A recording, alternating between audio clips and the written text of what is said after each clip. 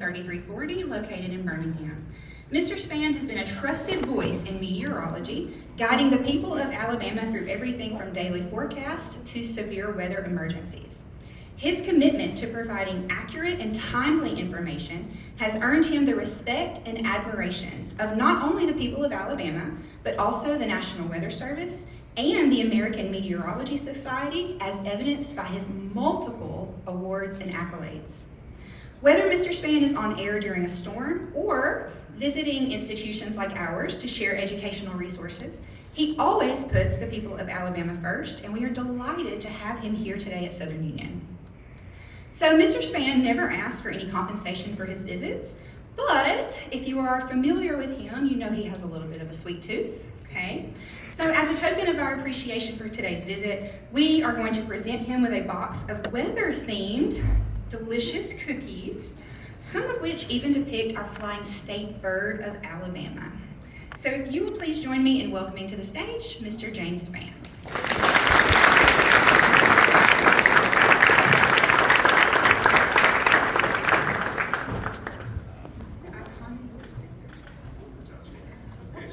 Nice talking on, you'll see later.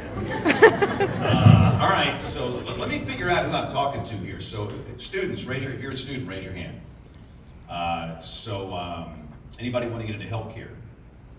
Okay, that's my hobby, but just so you'll know, for those that don't know, for 20 years I have served in a volunteer capacity as the chairman of the board of a major hospital, and I'm always recruiting nurses. So I'm just saying, your future is very bright, and I'm thankful for what you do, and if you need any help, and if you're interested in healthcare, come see me. I'll get you connected with a lot of people. But having said that, we're not here to talk about healthcare today. We're mainly going to talk about some weather and life and safety stuff. For those that don't know, I've been around here a long time. This is me when I started doing this. This is embarrassing, okay? This is like really embarrassing. This is like a million years ago. And before this, I worked at Channel 12 in Montgomery and worked with Bob Howell and Phil Snow and Dan Atkinson. And so I've been around here for a long time. And I think I've been here too long. When you see this stuff going on, this is bad. I'm just saying, this is really bad. When you see this stuff going on, this guy is going to realize I'm stuck on his body for the rest of his life. But what I want to do is case study here. I like to do case studies. I speak at a lot of different colleges. I was at Valparaiso University in Indiana a couple of weekends ago. And I love case studies when it comes to meteorology and what I do in weather. So I thought we'd do a case study on an outbreak of tornadoes we had 14 years ago. This is April 27, 2011.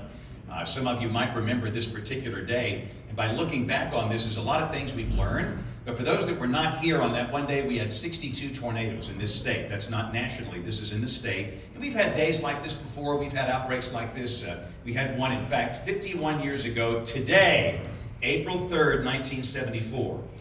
We had a day like this, March 21st, 1932. They tend to happen once every 40 years, but the next number is the number that I can't accept. On that one day, 252 people died. That's inexcusable for anybody in this room, you and me. We've all got work to do, all right? I'm a numbers guy, and just to give you some background on me, I'm a little dyslexic, and nobody knew what that was when I was in school. Nobody understood dyslexia. When I was in high school, I was reading on 3rd grade level, but I was solving differential equations in 10th grade. They honestly didn't know if I was an idiot or a genius. And to this day, they don't know, okay? But I'm originally from, you've never heard of my hometown, Greenville, Alabama. You have never heard of that. If you ever drive to Mobile, you'll wind up going through Greenville. And Anyway, I'm a numbers guy. Put it this way, I'm a numbers guy. I'm not good at much else, but that number is just inexcusable. We had 2 rounds of severe storms that day. We had 1 round in the morning, 1 round in the afternoon and evening. And the short-term mornings were excellent. I mean, they were excellent. In every tornado, 62 tornadoes, the lead time anywhere from 15 to 45 minutes. And I just think we've learned that day that we've got work to do. This is a map of all of them. The closest tornado to where we are was the Lake Martin tornado, which was one of the last tornadoes of the day. That's the one that started in Elmore County, came across the lake, cut over into Chambers County. That was an EF4. We had 3 EF5. Those are excessively rare. This is one of our 4s that day. This is a tornado in Cullman, which is a town of about 18,000 north of Birmingham. And this is graphic violence. This is a pretty rough situation. 18,000 people live here, 18,000. An EF4 coming right through the middle of town. We're very fortunate in the case of the city of Cullman, we had no loss of life. But we would have loss of life from that same tornado across the line in Marshall County. This is a tornado in Tuscaloosa. Let me just say this too. Some background on me. My father walked out on me and my mom when I was 7 in Greenwood. And I have no siblings, and all of a sudden it was a family of 2. My father opted not to pay a dime of child support. Me and my mom were broke, and it forced us to leave Greenville, which broke my heart. I am from Greenville, Alabama, but we had to move here when I started 5th grade. There were some wonderful people here that loved us and encouraged us and helped us. We were 2 strangers in a strange land. We were broke, we had no friends, we had no hope. So I don't like to watch this, but this is a violent EF4. That's for one of our cameras. This is from the ground. This is from John Brown and Mike Wilhelm. And by the way, please don't do this. Please don't go out with a phone and try to shoot tornado video. We believe 7 people died doing that. 7 people lost their life trying to do that on this day. This is serious business. And the wind velocity in this tornado is about 190 miles per hour. And it was down for over 2 hours. This was a long track tornado. And again, I could go through the damage stuff here for a long time. We flew the damage paths, and it took days and days and days in the helicopter to fly all the paths. But listen, if you're going, I don't care what you're going to do for a living. I don't care if you're going into healthcare. Maybe you're going to work as an aide. Maybe you're going to be a nurse, a clinician, non-clinical, whatever you're going to do. To be successful, I think there's some common threads in what I do and what you're going to do. But the most common thread of all is this: to be successful in healthcare, to be successful in what I do, you have to understand you are here to serve the people. You must have a servant's heart. It's not about you, and I'm sorry, it's not. It's sure not about me. And let me just say this: I was one of the most selfish people on the planet. You look up selfish in the dictionary 30 years ago, my picture was on that page. And that's not the way to live. And as you evolve into a person that gets away from the selfish thing and starts to understand we're here to serve other people, life gets really good. And this is what hurts me so bad about this day.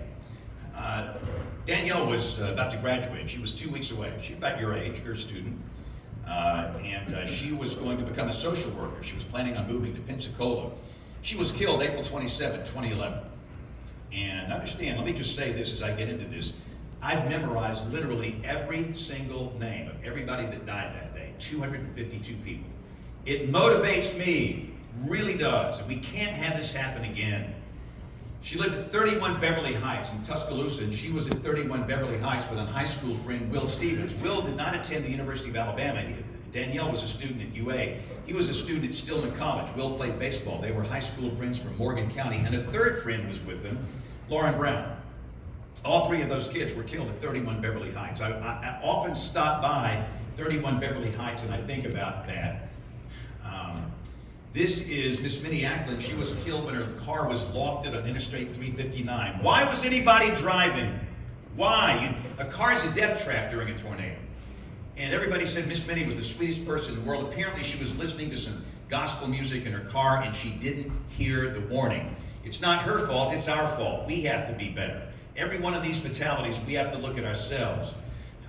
This is Angel Stillwell. You've probably never been to Knighton's Crossroads, Alabama, have you? Y'all don't get out much, do you? We really need to get out more often, okay? Knighton's Crossroads is a small, wide spot in the road between Piedmont and Gadsden. She went to a school called Pleasant Valley. She was 13 years old, 6th grader. She was killed April 27, 2011. I didn't know her, but I feel like I did. I've been to that school so many times, I probably own some bricks in the building. This is Haley and Mikey Kreider. They were students at Concord Elementary School. And again, I'm in an elementary school every single day. These are my people. I just finished Eclectic Elementary, home of the Panthers in Elmore County. That's the reason I'm a little late today. But they were killed. Their mom died also on that day. This is Miss Bessie Brewster, retired nurse, RN, retired. Everybody in Pratt City said she had the best smile in the neighborhood, the sweetest person you'll ever meet. She lost her life April 27, 2011. As did Jonathan and Justin Dawes. They lived in a small town called Cordova. I bet you've never been to Cordova, Alabama. I have. That town was hit by 2 tornadoes that day. And let me just chase a rabbit. I'm not a good speaker guy because I get off the subject, but listen, they live in rural Alabama. I am from rural Alabama, Butler County, Greenwood, all right? Georgiana, Chapman, Ebenezer, Industry, those are my people. Everybody that lives in rural Alabama, they're my people. And I know you probably sat down, tried to watch a football game or something on television. Here comes some guy cutting it off because of a tornado warning, and you get mad, right? I know you do. And a lot of people, why would you be on TV for some little hick town out there in the country like that? Well, for those that get mad at us for cutting off TV programs for tornado warnings, I have 3 words for you. Not those 3 words. I don't care. I don't care. I'm sorry. If you are so self-consumed that you don't understand the value of human life, every human life is precious, every one of them, including people who live out in the country. If you live in the city, in the country, it doesn't matter. Al and Angie Sanders, they lived in Shoal Creek Valley. They were home with their 3 daughters. The 3 daughters survived. Al and Angie Sanders were killed that day. Why did it work out that way? I don't know. We'll find out in a different place at a different time. This is Carrie Lowe. She was a nurse. She worked at OBGYN, L&D, and she left behind a husband and a newborn. And she paid attention. She really did. You know, I look back on these last social media messages and they kind of haunt me. And that's something I think we all have to ask ourselves. What is our last social media message going to be for the world to see when we die? But she paid attention, but she just apparently didn't get the warning or something. This is where Carrie died. And by the way, we have family members that survived here. You can survive this. You can survive this. You do not have to be underground. The infant is doing fine today. That's that little boy who's growing up pretty quick, and that's the sister-in-law, Carrie's sister-in-law. This is Ashley Harrison. She was 2 weeks away from graduating college. She's an only child like me. Anybody else an only child in here? Oh, good. I'm not alone. Usually, everybody I know. I got 9 brothers and 10 sisters. She was an only child from Dallas, and she was killed. She was lofted. A lot of people don't know this. When Ashley, when she was found, she had a pulse. Now, understand when you're lofted, you're impaled by debris. It's horrific. And if you're going to work in emergency medicine, you're going to have to get used to this. You're going to see things you don't need to see, but you will have to see it to be successful. And when she got to the hospital, she had a pulse. A lot of people didn't know this. A lot of people thought she died aloft, as most people do. And they desperately were trying to clean her up to get her into surgery and save her life. And she died before they got her into surgery. And I got the triage nurse connected with her parents who live out in Dallas, because the nurse wanted the mom and dad to know how hard that girl fought to live. Graduation was delayed. By the way, this is where she was found, and again, she was alive. But delayed graduation, and later in the year, that's Dave and Darlene Harrison, that's her parents that accepted her diploma. And let me just say this, if you can't see the pain in her eyes, you're not human. It's visceral, I can feel it. And we've got to work to stop this on the severe weather side, we really do. And I think the one thing we learned is, let me rephrase this, the one thing I learned, I'm not as good as I think I am. I'm not, I'm really not. I do physical science, that's it, that's all I know. My first major in college was electrical engineering, okay? And from there, I transferred into meteorology. I've never taken a class in communication, never taken a class in human behavior, never taken a class in social science. And what we do, physical science, isn't enough. Again, every tornado had an amazingly good, timely warning, and yet all these people died. And what we did, and let me just say, I didn't say anything about this day for 6 months. I had nothing to say. I had to grieve. These people died on my watch. Imagine you losing 252 people in one day. I needed the chance to grieve. I went through all the phases, and this is not me. I went through some depression. That is not me, if you know me. I went through some anger, and again, that is not me. I needed to do that, but about 6 months in, I said, all right, let's roll up our sleeves and fix it. And we had these brilliant social scientists understanding human behavior to help us, to tell us what went wrong. What's the number one reason people died? April 27, 2011. The number one reason people died, what is it? You ought to know. Number one reason. And the truth is, I really didn't know. I said to the social scientists, I want to know why they died. And right away, they told me the number one reason after research is this, the siren mentality. There's actually people walking around that are going to believe that they're going to hear some magical World War I air raid siren before a tornado. No! Whoever said that? So it's 3 in the morning, there's a raging storm, you're asleep, and you're going to hear some siren 5 miles away. That killed more people than anything else. We think about 75 people would be alive today if they did not depend on a siren to tell them a tornado is coming. And again, it's literally a product of World War I. And what year is this? 2025? We're starting to get some traction, but you know, we really didn't figure it out until the next year.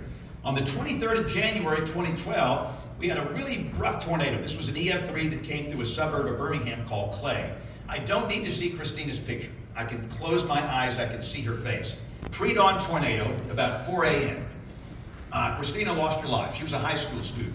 The world was hers. She was brilliant, IB student, Shades Valley High School. And she died the morning of the 23rd of January 2012. The grieving father said the family didn't hear the what? Siren. Come on! You know what I wanted to do? Guess what I wanted to do that day? I wanted to come out here, climb these poles, take them down, and burn them. That way, you know that you won't hear them. Because the mentality killed Christina Heidelberg. And I'm not throwing her parents under the bus. I know you're thinking, man, that guy's me. No. They want me to say this. I know them. Daryl and Carol Heidelberg. They would rather be here. Listen, James Spann's a bag of hot air. Blah, blah, blah, blah, blah. When they're up here, you'll listen to them. They want to be standing here with tears streaming down their cheeks, begging you to stop it. Stop thinking you're going to hear some siren. It killed our daughter. The mentality. And again, we're starting to see some good traction on this now. These things are expensive. They don't work well. We would prefer for everybody in here to totally get away from them, ultimately. And instead of spending money on sirens, how about spending money on these things? And I know you have one, don't you? And if you don't, here's your homework. Go get one. Does anybody even know what this is? It's called a weather radio.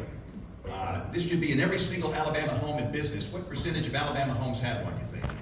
3. I've been preaching this for 40 years, and 3% of Alabamians have them. You know why they don't buy them?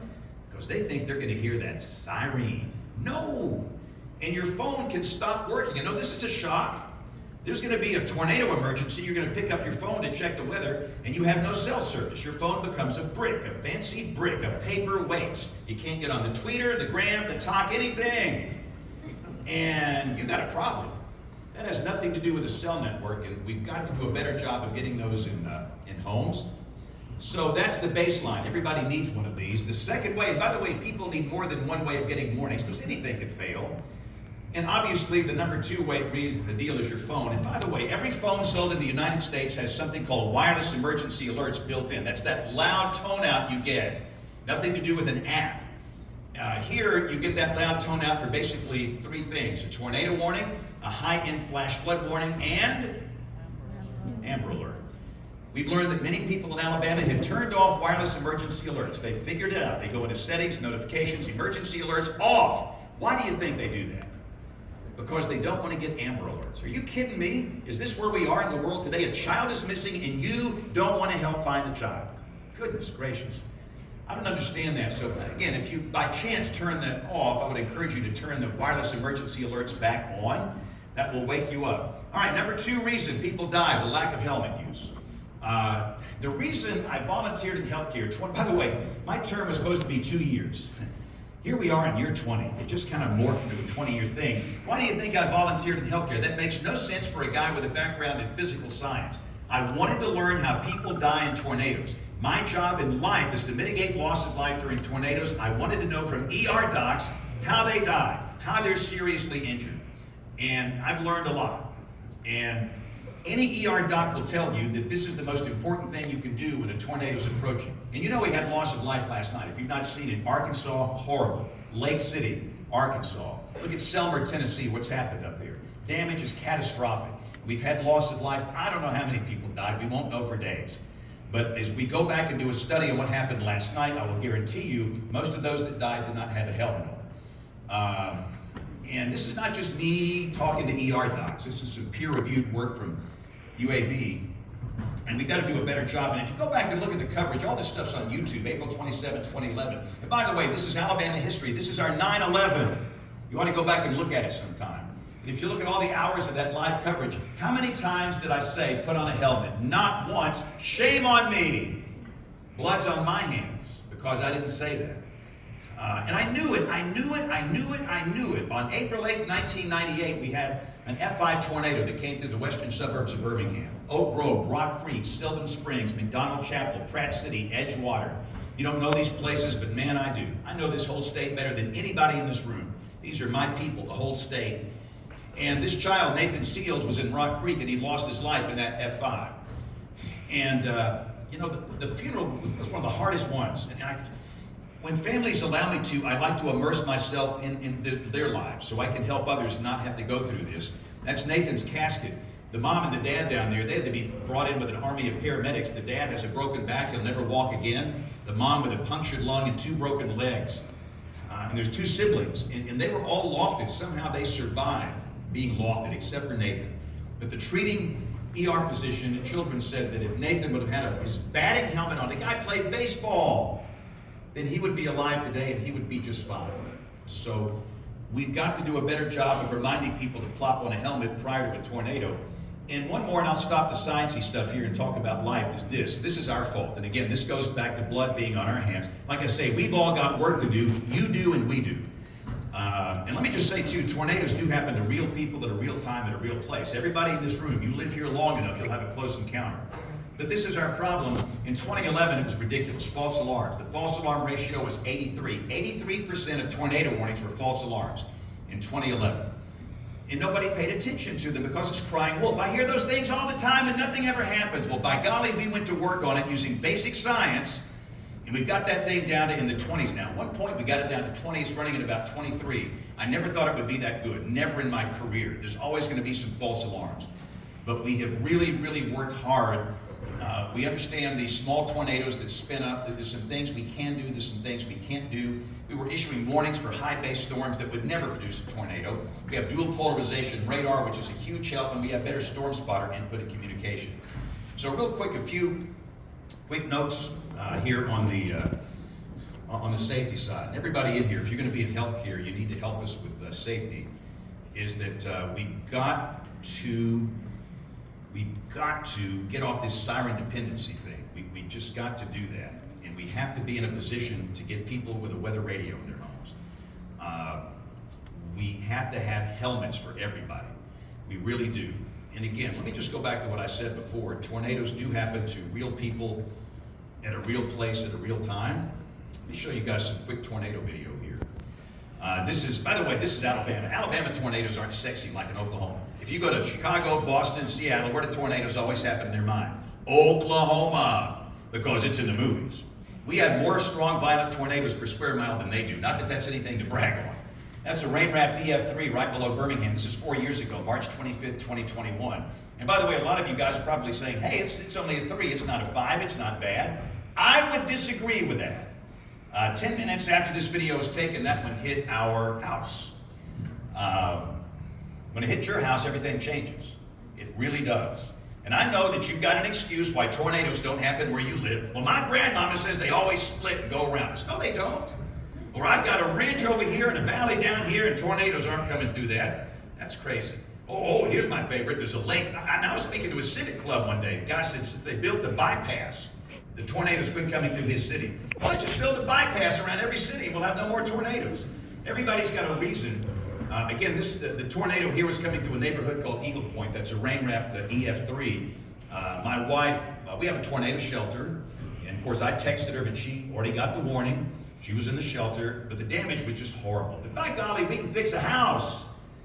But we just have to be sure that people are okay. And again, it's just, it is the burden that I have. This kid taught us a lot about life. This is Walker County after April 27, 2011. One of the things that really helped me, the therapy that helped me, was serving other people. That helps me, it's therapy. We volunteered.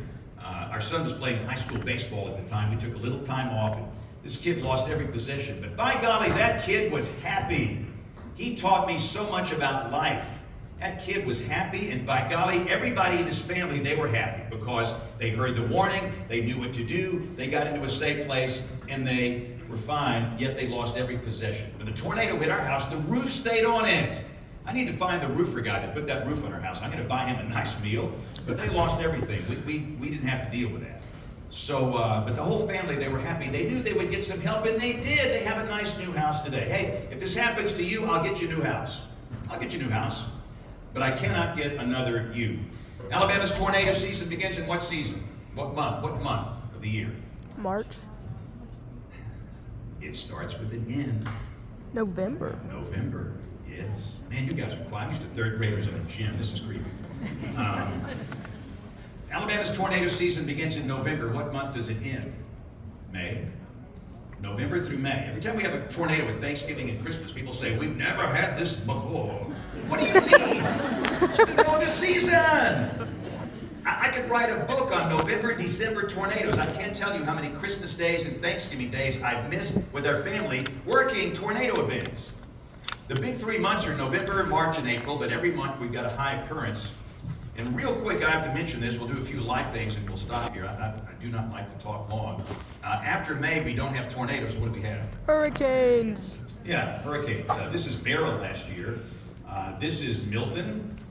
And these are a unique challenge. And understand that I know that Opelika is not on the beach. But hey, anybody remember Opel? Anybody old enough? Probably not. 1995. It came right through here, tore this place up. It was rough. A major hurricane at landfall, Mobile Bay, Pensacola, coming right up the chute, it can create all kind of damage here. This is something we watch, and I'll say it's a whole different type setting here for hurricanes and tropical storms. Here's the most interesting job in the weather enterprise for me. It's these guys, the United States Air Force Reserve. They fly these C-130s into hurricanes. That's a flight into Milton last year.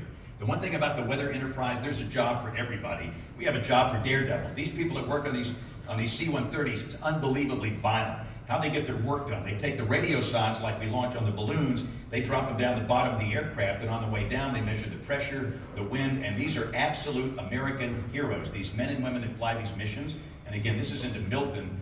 They fly about 7,000 to 10,000 feet off the ground, and I honestly, my wife wouldn't let me do this. I would love to go up there sometime, but it's awfully rough. So in the summer we have hurricanes. And real quick, we're coming off an interesting winter. We had some pretty remarkable snows. By the way, can you guys keep a secret? Can I trust you people? Thanks for your honesty. I was going to show you guys some security camera in my office when it snowed back in January, and it's right here. If only you knew the trolls I deal with on snow days. It doesn't matter if we're right or wrong. Oh, those, golly, some of those trolls, and they can cuss the horns off a bull, too. I mean, they'll start cussing at me, then they'll start cussing at everybody else. But to me, the most fascinating event we had back in January is the snow on the Gulf Coast. That's Gulf Shores. 6 inches of snow on the sand. You could live your whole life here and not see anything like this. I mean, we had kids having snowball fights on the beach. And again, I'm from rural South Alabama. This is amazing. Parts of South Alabama had 6, 7, 8 inches of snow. This is near Dothan, that's Headland, not too far from Panama City Beach. We don't have sleds, by the way, down there. This is about the best we can do in South Alabama. You turn a table upside down, you strap it on a four-wheeler, and you go. In fact, I spoke at Headland Elementary. Y'all ever been to Headland, Henry County? Y'all really don't get out much, do you? I was at Headland Elementary School a couple of weeks ago, and after the program, some third-grade girl came up to me and said, "Hey, I was the girl on the table." Wow, that's outstanding. So I got a chance to meet her down in Headland. Now, this is Butler County. This is where I'm from. You know what's pulling that kid around? An excavator, all right? That's some Butler County snow skiing right there. Let me tell you what, now, if you want to know what it's like coming up with Ringgold and Chapman and Georgiana, that's it. You got to be a little creative here. Now, you know something's going to go wrong at some point, and sure enough, he's about to sling off that thing.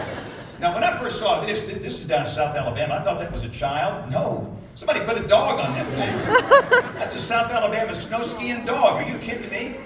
Now, the dog's probably not happy about the situation. That dog stayed on that thing all the way down that hill. That's absolutely incredible.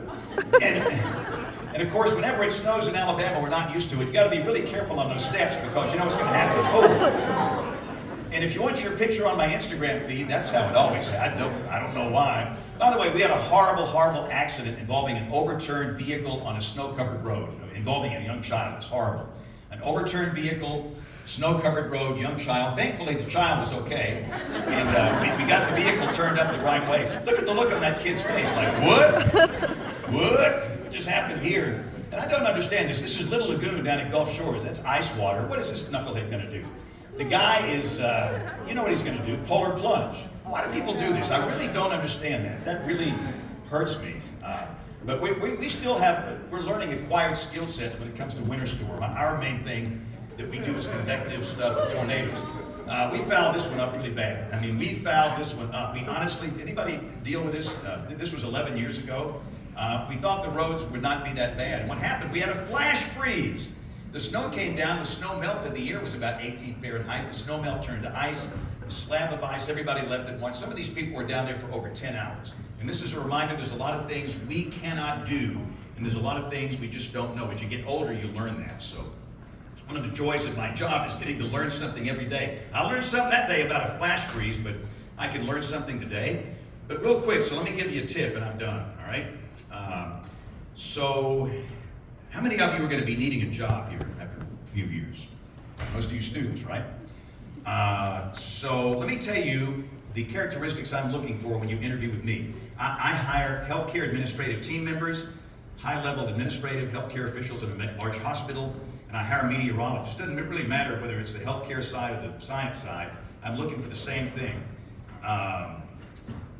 And let me just say one thing about me. Here's a secret about me. I'm not that good at anything I do. I'm not.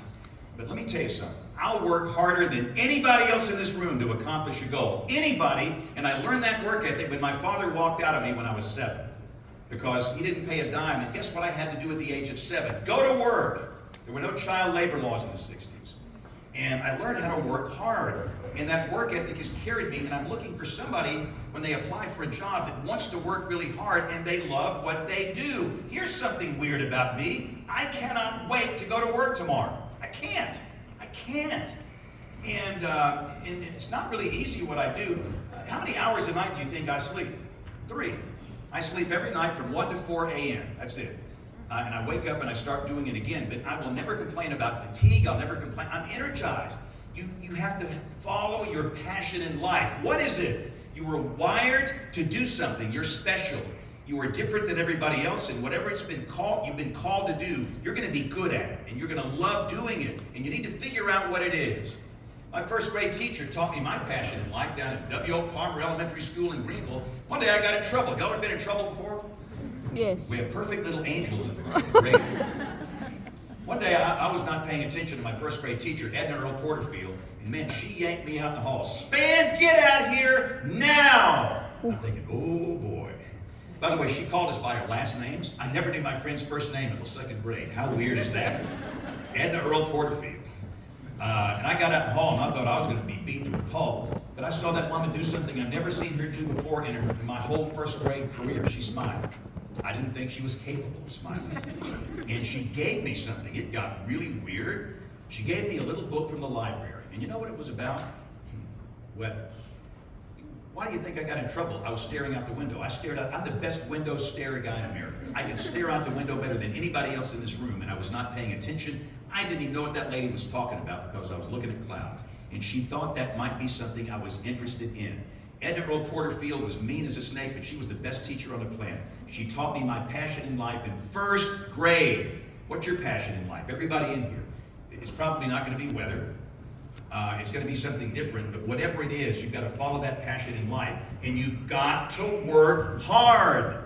I want somebody that's going to work harder than anybody else, anybody in this building. And my challenge to everybody I've hired over the years, I dare you to work harder than me. I dare you. Triple dog dare you. So you've got to follow your passion in life and work hard. That's number one. The second characteristic I'm looking for is integrity, which is kind of a hard subject. I don't like to talk about it here, but I do believe that my 3rd grade definition of integrity is pretty important, doing the right thing when nobody's looking. There's not a lot of that today, and I think that's very important, but the biggest thing, it's number 3, having a servant's heart. We've talked about that. Putting the needs of others before yourselves. I had a job candidate, I'm not going to say if it was hospital or weather, recently, and really good candidate. The academics look good. And by the way, we do pay attention to academics. Yes, we do. Academics look great. Everything looked good on the resume. But you know what I do? When somebody applies for a job with me, what's the first thing I do? What do you think it is? I check out your social media feeds. You can run, but you can't hide. I know what you're thinking. That old man can't find me. Oh, yes, I can. I don't care if your account's private. I'll find it. I'll find it. And I'll know people that follow you that can tell me what's on there. I had a job candidate, and this particular person, I checked the last 100 posts on, this was Instagram, I'll tell you what platform it was. The last 100 Instagram posts, 99 of the last 100 posts, what do you think it was? Selfies. And there's nothing wrong with a selfie, that's cool. But 99 of the last 100 were photographs of this person. And what you're communicating to the world, it's all about me, not about you. And that was a red flag, all right? It was a red flag. And the person did not get the job. There was another candidate with good academics. Everything else looked good, but I looked at their social media feed and they were posting information that helped others. And that made the difference. And I'll tell you one more secret about me. When you come interview for a job with me, before you come into my office, guess what I'm going to do? I'm going to eat a Rice Krispie treat. Y'all ever had a Rice Krispie treat? Y'all probably don't even know what that is. Yes, we do. You go down to the store, you buy them, and that's what I do. I'll go buy one of those big ones, big Rice Krispie treat. It's got a really obnoxious purple wrapper. You can't miss it, okay?